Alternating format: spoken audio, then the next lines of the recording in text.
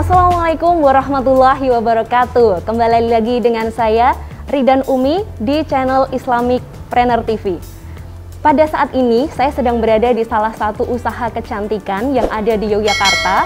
Terutama ini biasanya banyak diminati oleh perempuan karena kita ada di Spa Putri Kedaton. Nah, di samping saya sudah hadir salah satu owner dari Putri Kedaton Spa. Yuk kita sapa sama-sama.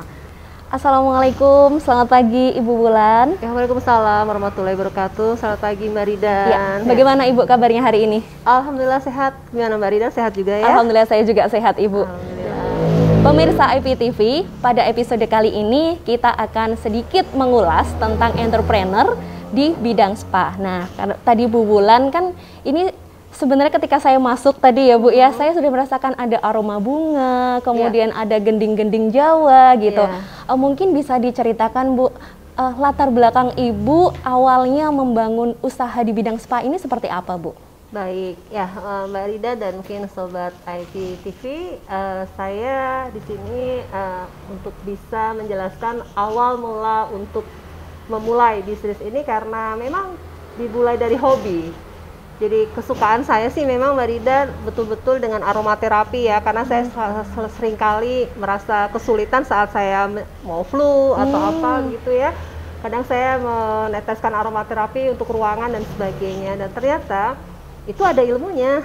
Oh gitu. Dan ya setelah Bu ya? saya dalami, saya mencoba ya belajar banyak lah ya tentang bagaimana sih aromaterapi ini bisa memberikan satu proses tidak hanya sekedar untuk ruangan, tapi juga untuk melakukan preventif terhadap kesehatan.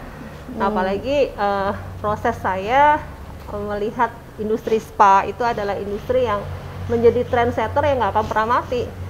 Dan ini menjadi satu potensi buat saya untuk memulai dan meyakini bahwa ya bisnis ini sangat bagus untuk kita kembangkan seperti itu.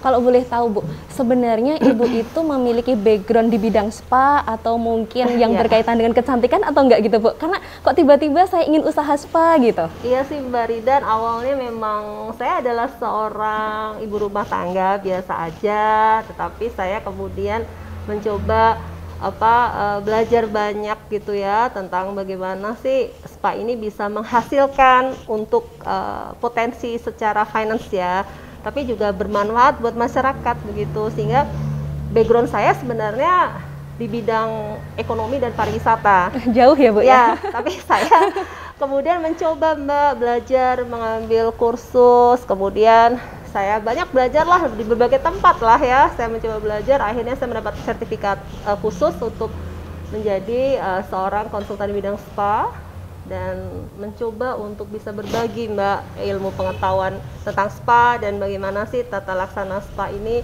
sebagai bagian dari gaya hidup kita. Karena Mbak tahu sendiri ya, sekarang lagi pandemi COVID begini ya. Betul Ibu, juga, makanya kita pakai masker ya Mbak Erin. Dan kita kayaknya kayak segala hal itu perlu dengan protokoler gitu ya, kesehatan. Dan ternyata dengan kita punya habit di spa tadi, sangat membantu untuk preventif kita terhadap nilai kesehatan. Seperti itu sih Mbak Ridan. Wah, luar biasa ya pemirsa. Nah Ibu, ini boleh saya tahu ya Bu ya, menurut informasi di kami, Ibu sudah pernah mengikuti beberapa pelatihan spa. Kemudian Ibu ternyata juga melanjutkan studinya sampai S3 di bidang pariwisata, mengambil Eco Spa. Nah, mungkin Ibu bisa cerita di situ Bu? Oh iya Mbak, nah itu Mbak, saya memang pengen sekali sharing ya dengan Sobat IPTV juga, dan mungkin saya di sini ingin ceritakan tentang pengalaman dari pribadi saya saat saya kemudian mencoba mengambil doktoral saya di bidang pariwisata, dan saya memang mengambil topik tentang Eco Spa. Oh, Eco Spa. Jadi spa yang berbasis tentang pemberdayaan masyarakat. Nah, awal sekali saya memulai bisnis ini kan memang dimulai dari bahan-bahan spa ya. Ada lulur di sini, mungkin Mbak Rida bisa. Ya, ini ada beberapa produk spa ya Bu ya. Lulur yang memang nanti akan diambil dari bahan-bahan dasar ini, seperti kunyit, temulawak, temu giring ya. Ini kayu manis ya Bu ya. Ini kan buat masak nih ya Mbak ya. Sobat IPTV, ternyata Putri Kedaton juga ada produknya. Nah, produk ini kita memang bekerja sama dengan pemberdayaan masyarakat. Oh, pemberdayaan masyarakat. Nah, sejauh ini saya melihat kenapa sih industri spa ini juga mestinya harus dikenal oleh masyarakat umum. Nah, kami mengambil kearifan lokal yang ada di daerah yang mungkin di Yogyakarta menjadi potensi kearifan lokal seperti temulawak, temu giring, jahe, kunyit dan sebagainya, banyak sekali, dan itulah sebagai bahan dasar untuk pembuatan lulur. Nah, oleh karena itu saya melihat di tempat saya ini saya kembangkan proses tidak hanya untuk menyediakan perawatan, tetapi juga tempat proses belajar. Nah, ini menarik, Bu. Ketika Ibu ternyata memutuskan untuk menekuni bidang usaha spa, tapi ternyata Ibu juga menggandeng kegiatan pemberdayaan masyarakat dengan mengambil produk-produk lokal dari sana, kemudian Ibu ambil, diolah di sini, kemudian dipasarkan kembali. Berarti ada relation dengan masyarakat, Ibu. Mungkin sebenarnya apa sih, Bu, yang Ibu ingin lakukan atau Ibu ingin tunjukkan ke masyarakat itu selain profit ekonomi itu aja sih, Bu? Ya, sebenarnya satu hal, Mbak, selain pendapatan, mestinya saya ingin berbagi tentang proses keterampilan. Jadi masyarakat ini kan kadangkala dia mau ya untuk melakukan hal dalam potensi perekonomian rakyat, namun kadangkala dia tidak mampu harus seperti apa, sedangkan potensi ini kan setiap hari ketemu nih, terutama ibu-ibu rumah tangga ya, mungkin yang seringkali memang ingin memanfaatkan waktunya dengan baik gitu ya, sehingga saya mencoba kemudian menggandeng masyarakat dan perusahaan saya khususnya di sini memang tidak hanya profit oriented sih, Mbak, tetapi saya ingin sekali mencoba ada satu proses di mana manfaat, jejaring bermanfaat itu yang ingin saya tonjolkan, karena saya bertemu dengan masyarakat ya, ini seperti ini dibangun oleh sebuah kelompok ya di salah satu desa wisata di daerah Gunung Kidul ya, namanya Ngelanggeran, dan dia kelompok ini namanya Purba Ayu. Disitulah saya mencoba memulai memperkenalkan spa yang selama ini ada di hotel, ada di tempat seperti ini, kemudian seakan-akan kelasnya menengah atas ya, namun ternyata spa itu menjadi sebuah proses untuk bisa kita menjaga kesehatan dan menjadikan itu sebagai gaya hidup. Nah, apabila kita tahu fungsi dari spa itu sendiri, mestinya kita akan menjadikan spa itu tidak mahal. Berarti spa di alam gitu ya, Bu ya? Ya, proses dari memahami cara-cara spa itu yang harus kita berikan sosialisasi ke masyarakat. Wah, luar biasa. Iya. Ini pemirsa IPTV, kalau misalkan ingin mendalami ilmu tentang spa itu ternyata tidak hanya bisa belajar dari materi saja, tetapi juga bisa menggabungkan dengan pemberdayaan masyarakat seperti yang dilakukan oleh Ibu Bulan. Nah, selanjutnya Ibu, mungkin selama usaha spa ini Bu sudah berjalan berapa tahun? Saya sih sebenarnya memulai ini sejak tahun 2010 sih, Mbak, kegiatannya. Ya udah 10 tahun, namun saya memperkenalkan Eco Spa mungkin antara 4-5 tahun yang lalu ya, sampai hari ini. Alhamdulillah banyak kami bekerja sama dengan tidak hanya masyarakat tetapi juga institusi seperti akademisi dari UGM, UNY, kemudian UI dan sebagainya ya, karena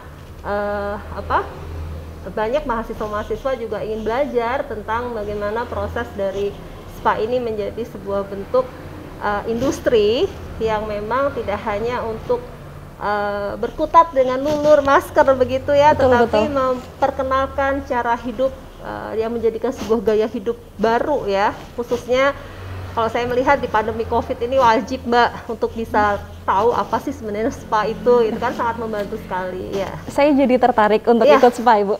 Harus nanti dicoba ya.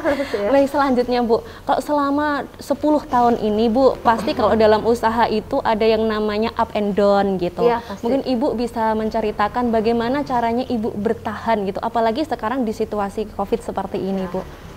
Ya, pandemi COVID ini sangat mempengaruhi dari proses kami sebagai seorang pebisnis, baik skala kecil, menengah maupun skala besar mestinya. Tapi kami mengantisipasinya dengan cara ya harus melakukan inovasi. Kemudian kita harus meng-create segala hal ya, di mana pada saatnya kami selalu melakukan promosi karena ini sudah eranya digital. Kami selalu mengadakan sosialisasi, campaign gitu ya, mengkampanyekan tentang cara hidup sehat. Kami selalu mengupdate dengan workshop gitu ya. Mungkin nanti Mbak Rida dan Sobat IPTV bisa masuk dalam link kami ya di websitenya di www.putrikedaton.com ya, dan bisa juga bersama belajar tentang bagaimana langkah-langkah treatmentnya, karena kami selalu di YouTube tuh ada gimana sih caranya massage dengan untuk imunitas begitu, dan itu kita berikan, dan memang ada hal tertentu yang sangat bermanfaat sih untuk itu. Iya, baik. Berarti memang kita harus memiliki inovasi, kemudian kita melakukan sosialisasi juga kepada masyarakat juga ya. Betul. Nah, Ibu, mungkin selama 10 tahun ini, Bu, apa sih pengalaman yang paling berkesan bagi Ibu selama menjalankan usaha spa? Yang mungkin Sobat IPTV ingin tahu gitu. Ya, iya betul Mbak Ridan. Saya dengan Sobat IPTV ya, khususnya buat perempuan ya, dan di sini kami melihat bahwa kita harus melakukan hal sekecil apapun dan itu bisa membawa manfaat, dan keyakinan itu harus terus-menerus kita kuatkan, karena saya melihat up and down ya pada saat seorang bisnis itu ya, mungkin tidak harus selalu mulus ya, kadang ada ya mungkin ketidakpercayaan orang, apa bener sih, kemudian ya dikecilkan, itu usaha apa sih berhubungan dengan lulur seperti ini, kayak ya sekedar ini kan sepertinya murah ya, tetapi ini mahal sekali kalau kita melihat potensinya. Hanya mungkin generasi yang sekarang nih misalnya mungkin lebih bisa menghargai apa sih yang disebut dengan kearifan lokal, karena siapa lagi sih kalau nggak kita kan yang menjaga kekayaan kita di Indonesia ini. Karena saya lihat apa yang kita lakukan, kalau kita yakin bahwa hal kecil itu akan menjadi besar, pasti itu terwujud dengan impian besar itu. Wow, luar biasa. Meskipun hal yang kecil, tapi apabila bisa memberikan manfaat, itu luar biasa sekali ya, Bu. Ya. Baik, Ibu, saya tertarik dengan yang tadi Ibu sampaikan. Tadi Ibu banyak bekerja sama dengan institusi. Mungkin bisa diceritakan lebih lanjut, Bu, kerjasama itu seperti apa sih, Bu, kalau dalam bidang usaha spa, apalagi pemberdayaan masyarakat?